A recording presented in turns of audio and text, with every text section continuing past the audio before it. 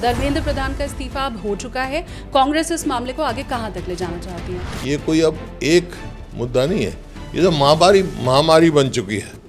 देश में 152 बार तो पेपर लीक हो चुके। कर्नाटक में और झारखंड में भी पेपर लीक हुआ है। कांग्रेस वहां जिम्मेदारी ले रही है? यहाँ पे भी हुआ है, मैं पूरे देश की बात की है। नायब सिंह सैनी ने आपकी तारीफ की जब आप नेता प्रतिपक्ष बने, तो उन्होंने कहा आपका अनुभव और मेरी ऊर्जा दोनों अगर मिल जाए तो कमाल कर देगी।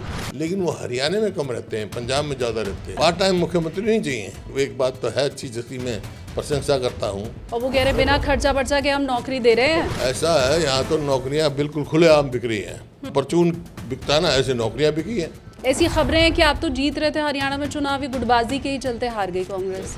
5 तारीख को हमारा चुनाव हुआ, इलेक्शन कमीशन ने 9:45 कह दिया कि टोटल वोट पोल्ड जो हैं 61.19 हुई हैं। 7 तारीख की रात को कहते हैं कि 67.90 हुई हैं। 7% वोट का कभी इलेक्शन में किसी में आपने देखा तो मेरे को बता दो।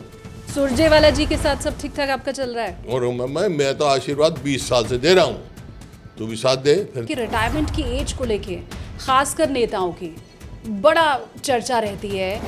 Neither I am tired not retired.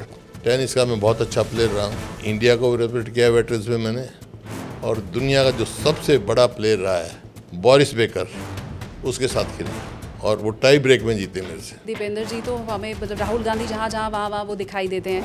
ये सारी नसीहत क्या आपकी दिखाई हुई है? नहीं, मैं नहीं सिखाता हूँ, तो अपने आप सीखते हैं। अगले 10 साल में आप राजनीति में उन्हें कहाँ खड़े देख रहे हैं?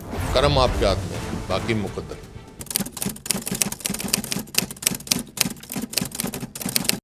सर बहुत स्वागत है आपका। धन्यवाद।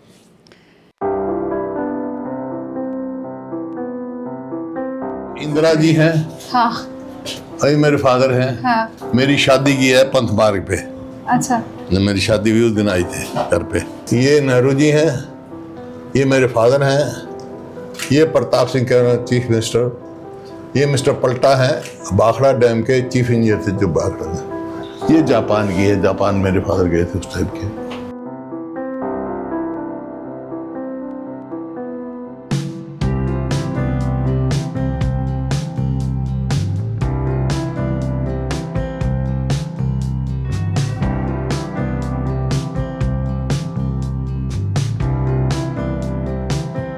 सबसे पहले तो देश में क्योंकि कई मुद्दे इस वक्त बहुत उभरे हुए हैं मैं कहूँगी, और उनमें से एक है राम मंदिर का मामला।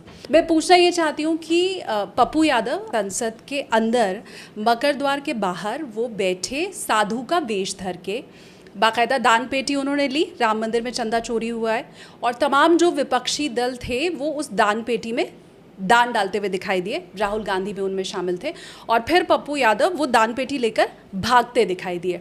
अब मीडिया में खबरें ये चल रही है कि वो दरअसल एक नाटक किया गया मकर द्वार के पास। तो सबसे पहले तो आप भी पहले सांसद रह चुके हैं, इस तरह की तस्वीरें अगर संसद भवन के भीतर दिखाई दें तो उसको कैसे लिया जाना चाहिए? देखिए, एक मुद्दा है और जन के साथ जुड़ा हुआ है। जिनकी आस्था है राम में, उन आस्थाओं के साथ जुड़ा हुआ मुद्दे। हर आदमी इस बात से आहत है कि जो चढ़ावा दे के आए, जो चंदा दे के आए, उसको वो हुआ है, ये तो उन्होंने मान लिया। ये तो नृपेंद्र मिश्रा जी ने कहा ये चोरी नहीं डाका है, तो इट गोज विदाउट सेइंग कि जो हुआ है। तो ये एक सिंबॉलिक होता है। जो मैं तो आज सांसद नहीं हूँ, लेकिन जैसा मैंने देखा, लेकिन जैसे आपने बताया है ऐसा हुआ है, तो सिंबॉलिक है। ये लोगों की आस्था के साथ जुड़ा हुआ मुद्दा है। ये सरकार को दिखाने के लिए कोई क्या हो रहा है। ये बीजेपी ये कह रही है कि इस तरह के नाटक मुस्लिम धर्म को लेके तो विपक्ष नहीं कर सकता, ये हिंदुओं की भावना को आहत किया गया है। पप्पू यादव मुस्लिम है कि हिंदू हैं? मैं कह रहा हूँ ये आस्था के साथ खिलवाड़ है। मैं हिंदू हूँ। राम भगत कौन है? किसके पास राम का ठेका है? मैं भी तो हिंदू हूँ। मेरे तो दादा का नाम भी मातूराम था, मेरे दादा के भाई का भी राम जी लाल था। वो हम हिंदू नहीं और हिंदू वो, ये बात नहीं है। ये सिर्फ अब जो है, जो हुआ है उससे लोगों का ध्यान दूसरी तरफ आकर्षित करने की बात है। लेकिन ये मुद्दा है और ये बहुत ही जिसको कहते हैं ना आस्था के साथ जुड़ा हुआ है और लोगों के बड़े इस बात में तकलीफ है उनके दिल में और इस बात की बिल्कुल ट्रांसपेरेंटली जांच होनी चाहिए। फॉरेंसिक साइंस उससे होनी चाहिए, फॉरेंसिक से क्या कैसे चोरी हुई, कौन चोर है और जो चोर है उसको दंडित करना चाहिए। संसद भवन के भीतर लेकिन ऐसे कृत्य आप कह रहे हैं कि ठीक है, मान्य है। मैं भी सांसद रहा हूँ, भारतीय जनता पार्टी या विपक्ष वाले सब किस किस्म के करते हैं तो पार्ट ऑफ डेमोक्रेसी है। ये तो कहोगे आप बोलोगे भी नहीं बाहर, कहोगे भी नहीं बाहर, ये थोड़ा ही होता है।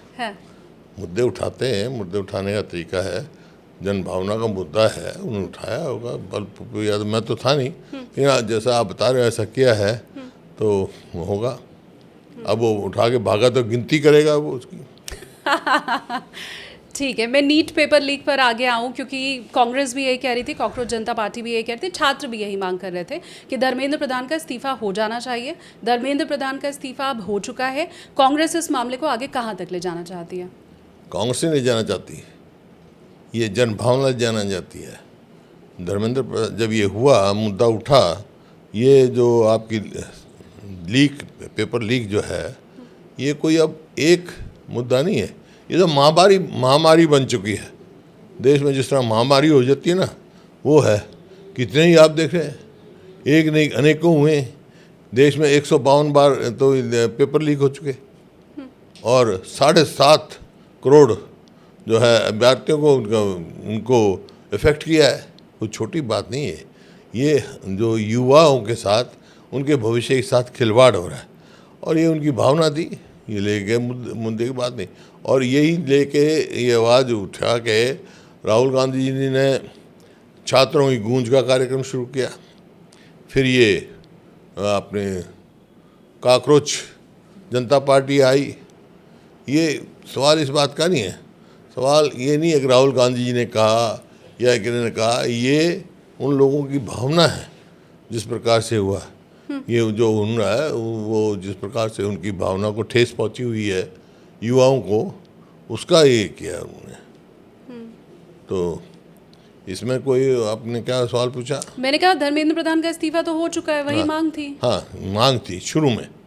और जब ये शुरू हुआ तो मैंने खुद कहा था कि धर्मेंद्र प्रधान जी को अपना जिम्मेवारी समझ के स्वयं 2 कदम बढ़ के आके इस्तीफा देना चाहिए था।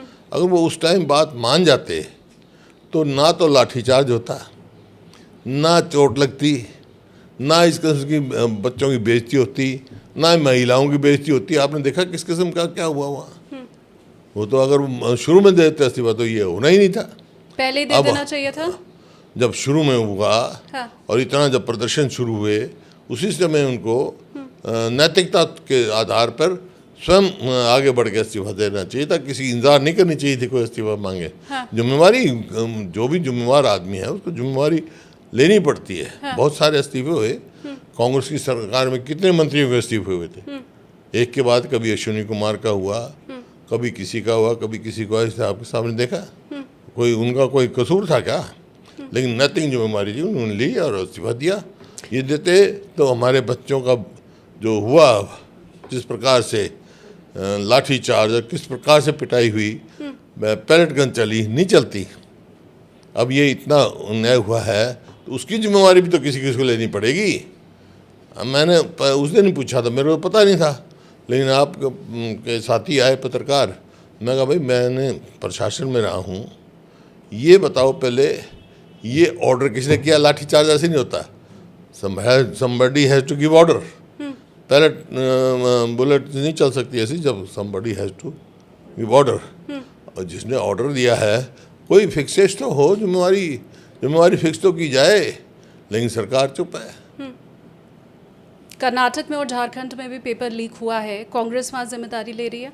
हाँ, यहाँ पे भी हुआ है। मैं पूरे देश की बात की है, पूरे देश में हुआ। ये महामारी है तो कर्नाटक में हुआ तो इनको एग्जम्पशन मिल जाएगी क्या? नीट की एग्जम्पशन मिल जाएगी।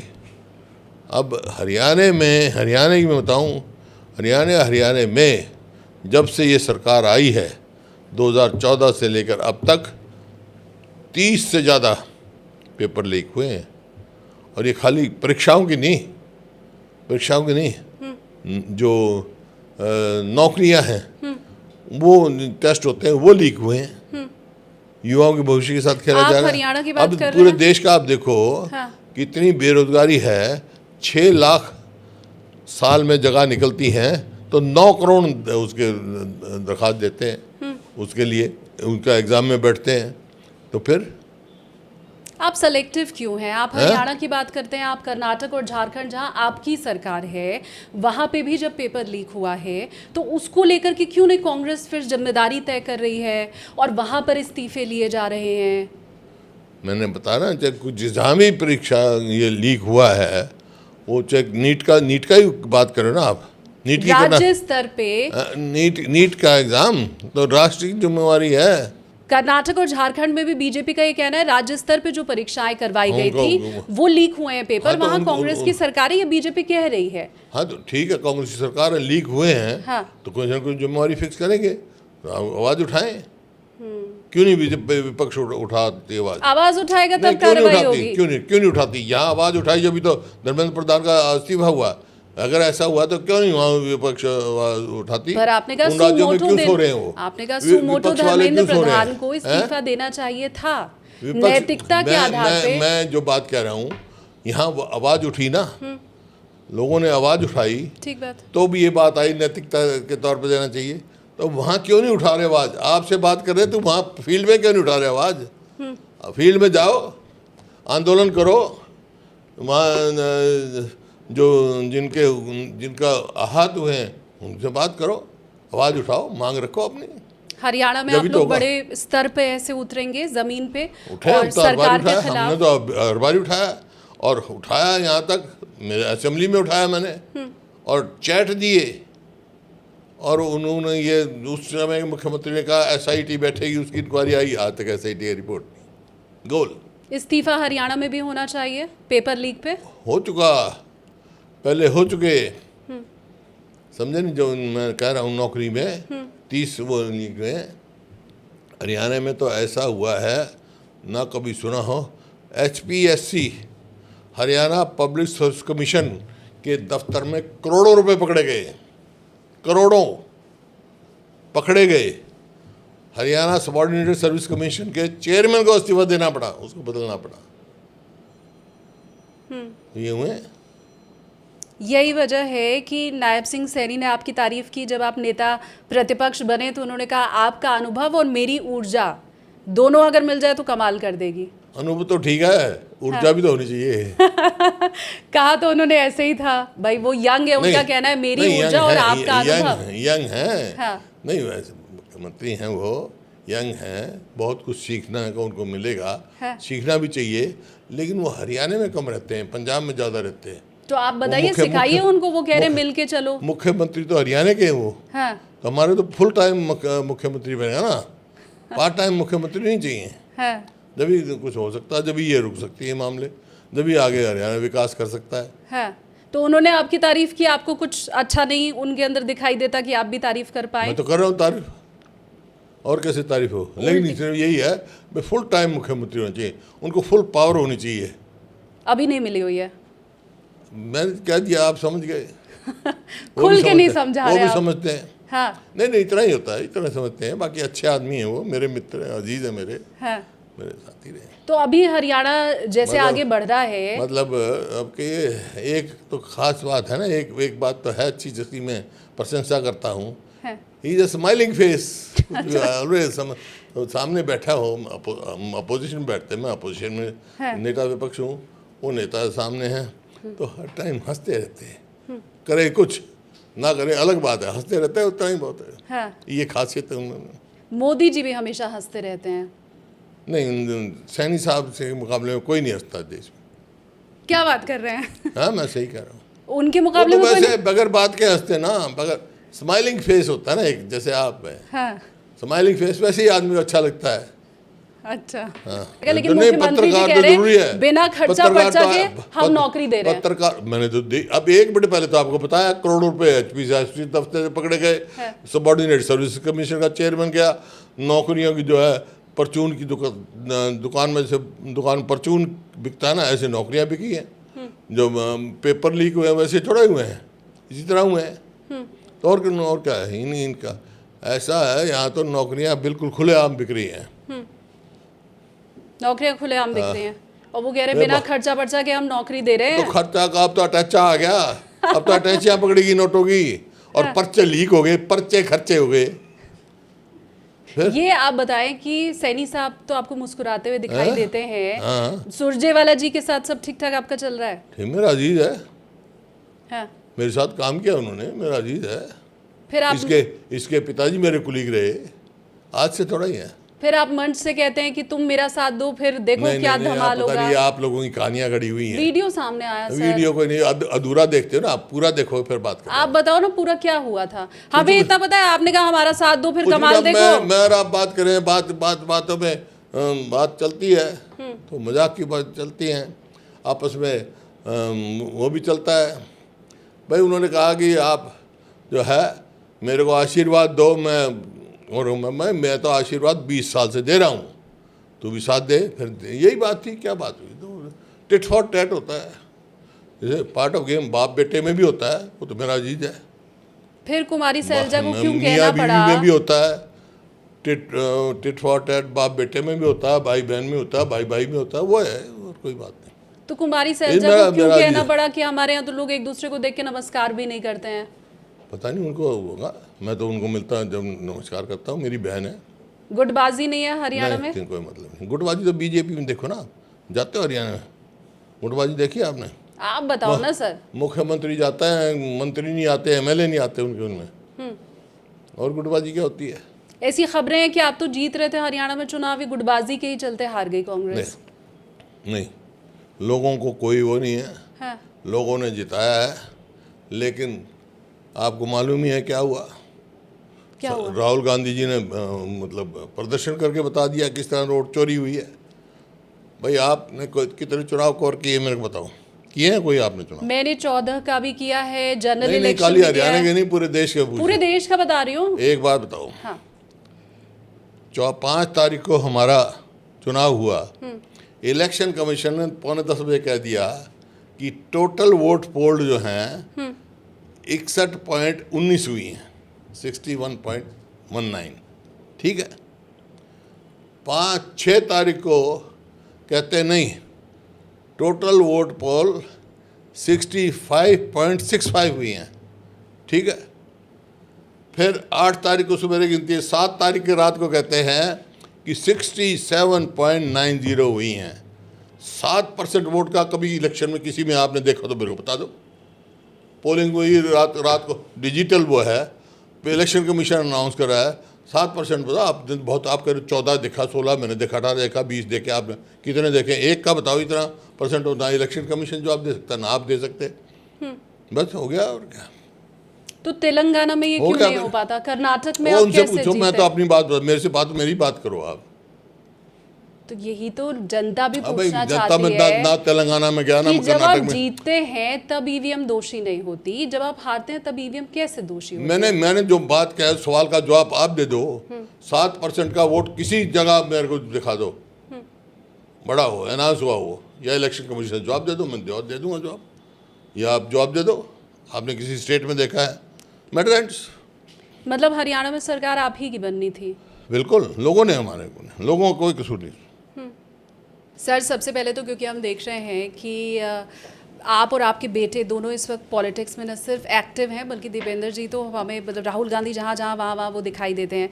तो ये उनका इतना अच्छे से पॉलिटिक्स में जमना, ये सारी नसीहत क्या आपकी दिखाई हुई है? आप सिखाते हैं, आप बताते हैं उनको कि कैसे पॉलिटिक्स करनी है?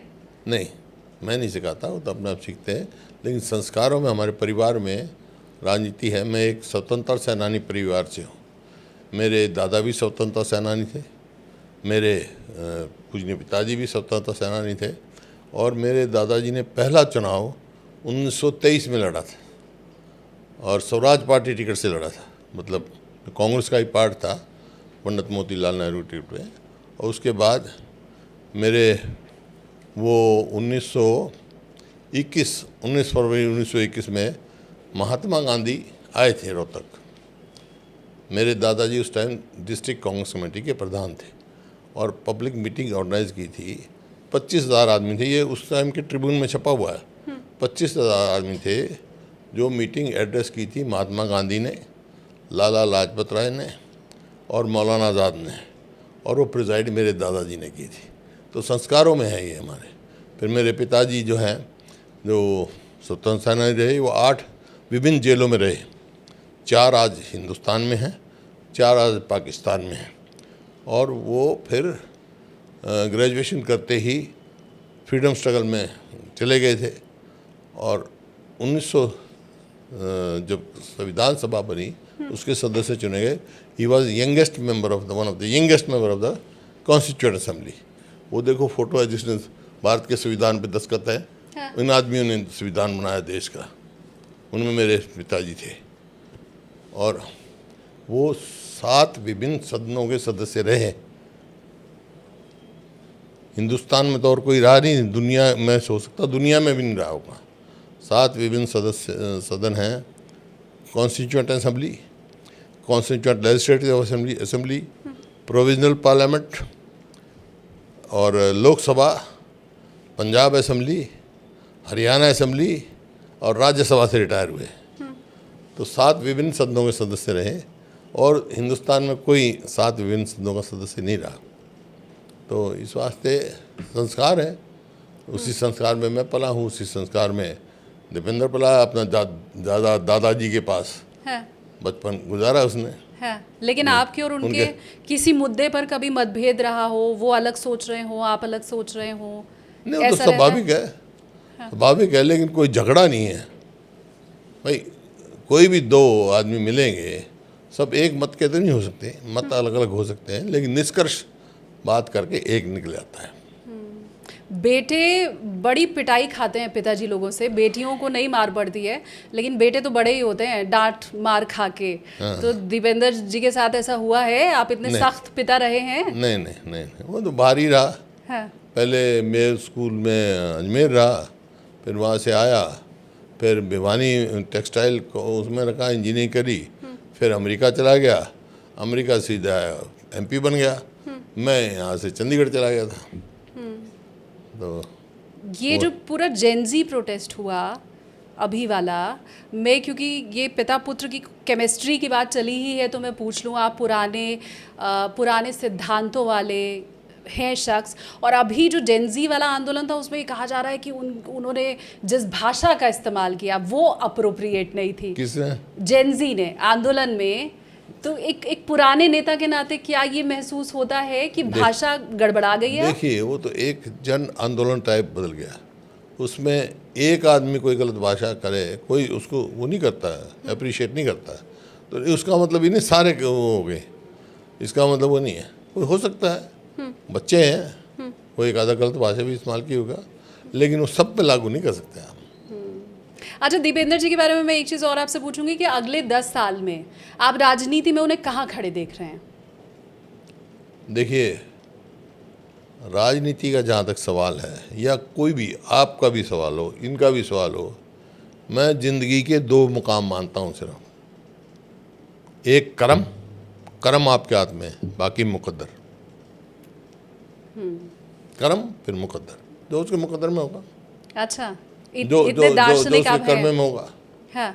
जैसे कर्म करेंगे मुकद्दर में होगा, हो जाएगा। मुझे एक चीज़ आप और बताइए, क्योंकि बीजेपी हमेशा ये कहती है, और आजकल तो मुझे लगता है पूरे देश में ये हो गया है कि रिटायरमेंट की एज को लेके खासकर नेताओं की बड़ा चर्चा रहती है।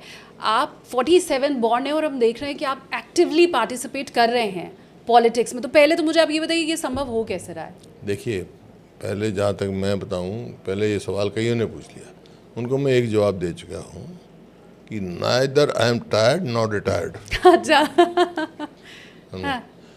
बाकी ये है कि मैं वेजिटेरियन हूँ हैं, और कोई बाहर का ज़्यादा नहीं खाता, लेकिन ऐसी बात नहीं है बाहर का नहीं खाता, बाहर के भी मैं छोले भटूरे खाता हूँ, समोसे खाता हूँ, पसंद करता हूँ, लेकिन बाई एंड लार्ज वेजिटेरियन हूँ।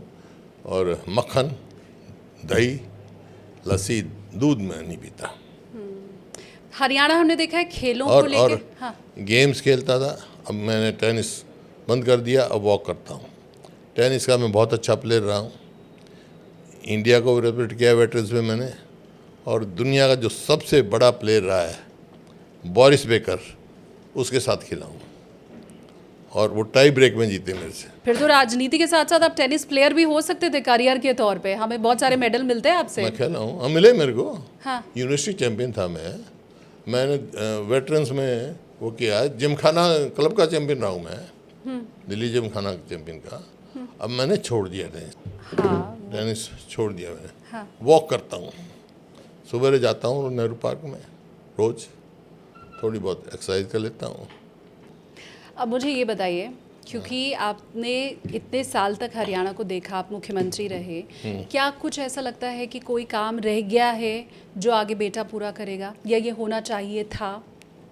देखिए ऐसे तो रह गए, लेकिन आज जो बता रहा हूँ कि जिस स्पीड से हरियाणा विकास कर रहा था, आगे बढ़ रहा था, वो पिछड़ रहा है।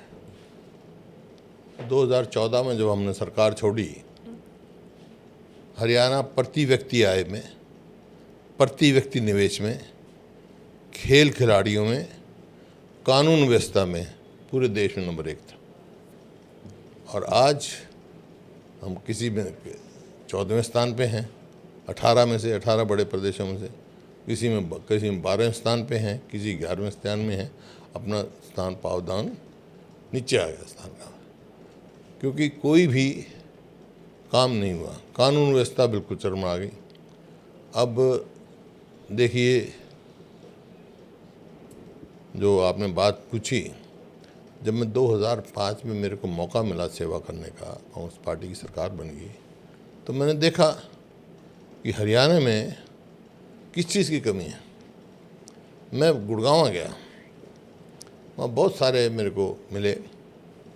मैं देखता था यहाँ से बच्चे जाते सवेरे काम करने, शाम को वापस आते। मैंने उनसे पूछा कि भाई क्या बात है, हरियाणा के बच्चों को क्यों कम लगा रहे हो तुम? तो उन्होंने कहा कि एजुकेशन उतनी नहीं है जितनी होनी चाहिए। तो एक मैंने ये सोचा, एजुकेशन। दूसरा, मैं हमारे आने से पहले बिजली पे सरकारें बन जाती थी, गिर जाती, बिजली कट्स होते थे, बिजली की कमी थी। तो 2 चीज़ पूरी करने के लिए हमने किया, हरियाणा को एजुकेशन हब बनाया। आपने 2005 से पहले कोई सी बच्चे को अगर इंजीनियरिंग में भी दाखिला लेना पड़ता था तो या तो बेंगलोर जाता था या महाराष्ट्र जाता था, मतलब पीटीआई की ट्रेनिंग के लिए भी अमरावती जाना पड़ता था। आज जो हरियाणा से कोई ज़रूरत नहीं बाहर जाने की। आप देखो, मैं पूरे हरियाणा का आपको बता देता हूँ कि हरियाणा में पंचकुला में फैशन टेक्नोलॉजी इंस्टीट्यूट लेके आया। फिर वहाँ से आ जाओ कुरुक्षेत्र, देश का दूसरा नेशनल इंस्टीट्यूट ऑफ डिज़ाइन हमारे यहाँ लगा। तीसरा आ जाओ, एक ही कॉलेज था मेडिकल कॉलेज हरियाणा में, वो भी हरियाणा बनने से पहले था, रोहतक में। तीसरा फिर कल्पना चावला के नाम से हमने करनाल में मेडिकल कॉलेज बनाया। सोनीपत आओ, सोनीपत में राजीव गांधी एजुकेशन सिटी बनाई, जिसमें निफ्टम आया, national institute of food technology, IIT आया, IIIT आया, आपका ये जो अशोका यूनिवर्सिटी लगा लो, एसआरएम यूनिवर्सिटी लगा लो, जिंदल यूनिवर्सिटी लगा लो, सब वहाँ पे एक हब। डॉक्टर अम्बेडकर के नाम से लॉ यूनिवर्सिटी लगाओ, कितनी मतलब यूनिवर्सिटी, वर्ल्ड यूनिवर्सिटी वहाँ, मतलब एक शिक्षा का हब बना आज। और देश में आज़ादी के बाद पहला महिला यूनिवर्सिटी बनाया, महिला कॉलेज, मेडिकल कॉलेज बनाया जो सरकारी क्षेत्र में हो, केवल महिलाओं के लिए, कानपुर में, सोनीपत में। और भगत फूल सिंह के नाम से महिला यूनिवर्सिटी बनाई हमने। वहाँ से फिर आप आ जाओ फरीदाबाद, वहाँ मेडिकल कॉलेज बनाया, YMCA था, उसकी यूनिवर्सिटी बनाई। गुड़गांव में देश की पहली डिफेंस यूनिवर्सिटी का स्थापना करी, जो अब इन्होंने बना नहीं पाए अब तक पूरी। रेवाड़ी में इंदिरा गांधी के नाम से यूनिवर्सिटी, सैनिक स्कूल बनाया। झज्जर में एम्स और नेशनल कैंसर इंस्टीट्यूट बनाया। आप जाओ फिर रोहतक में आ जाओ, रोहतक में IIM और विजुअल आर्ट्स यूनिवर्सिटी बनाई। हिसार में जाओ, लाला लाजपत राय के नाम से एनिमल साइंसेज की यूनिवर्सिटी बनाई। सिरसा में चले जाओ, चौधरी देवीलाल के नाम से हमारे पहले वाली सरकार 4 कमरों में यूनिवर्सिटी बना गए थे।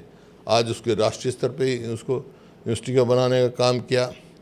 फिर जींद में चौधरी रणवीर सिंह के नाम से यूनिवर्सिटी बनाने का काम किया। भिवानी में चौधरी बंसी लाल के नाम से यूनिवर्सिटी बनाने का काम किया और मेडिकल कॉलेज बनाने का काम किया। इस प्रकार से एक शिक्षा बनाया और बहुत सारे इंस्टीट्यूट मेरे को याद नहीं है, लेकिन एक शिक्षा मोटी मोटी बता रहा हूँ, ये शिक्षा का हब बनाया। और बिजली 4 तो थर्मल पावर प्लांट लगाए हमने, 2 झज्जर में, 1 Hisar, 1 Yamunanagar, 1 nuclear power plant लगाया फतेहाबाद में, समझे। ये बिजली में पैदा किया।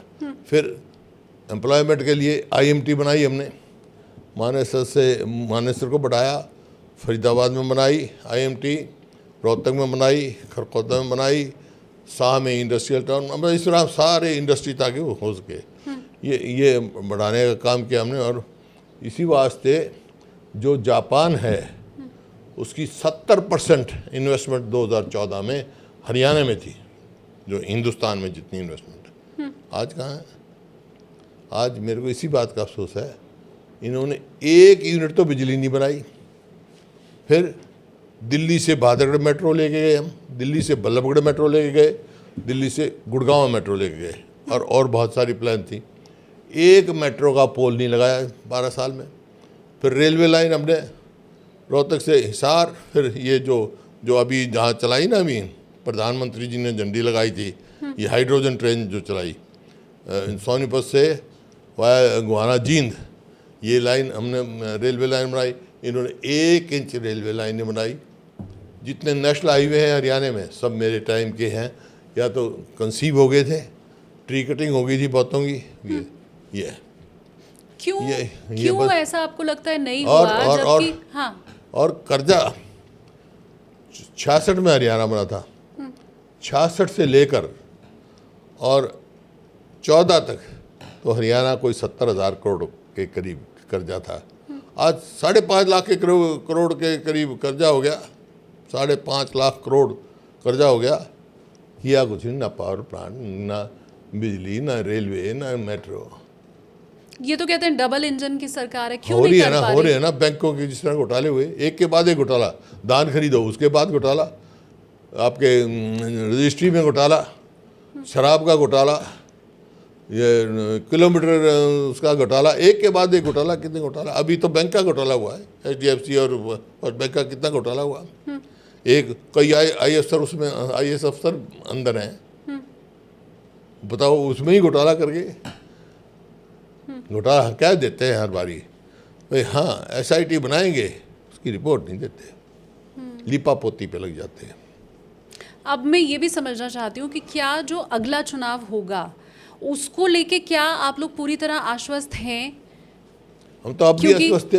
हाँ, अब भी लोगों ने वो दिया भाई, बताया ना, ये तो सारी बात होने के बाद भी 39.4% हमारे को आई है, 39.9% उनका, 0.5% का तो फर्क है। 5 सीट हम जीते हैं, अच्छे मार्जिन से जीते हैं। Dipendra one of the highest margin से जीता है। जब पुराने लोगों से बात करो तो वो कहते हैं पहले की राजनीति अलग थी, अब की राजनीति अलग है। आपने तो पुरानी कांग्रेस भी देखी है, तो कल की अलग होगी, देखेंगे कल। पर ये बदलाव क्या आप समझा पाएंगे हमें कि राहुल गांधी की कांग्रेस, प्रियंका गांधी की कांग्रेस कितनी बदली है इंदिरा गांधी की कांग्रेस से? नहीं, कांग्रेस तो कांग्रेस ही है। कांग्रेस गरीब आदमी के लिए है, कांग्रेस किसान मजदूर के लिए है, नीति वो तो ही, और इसी वास्ते कांग्रेस की बनी हुई है।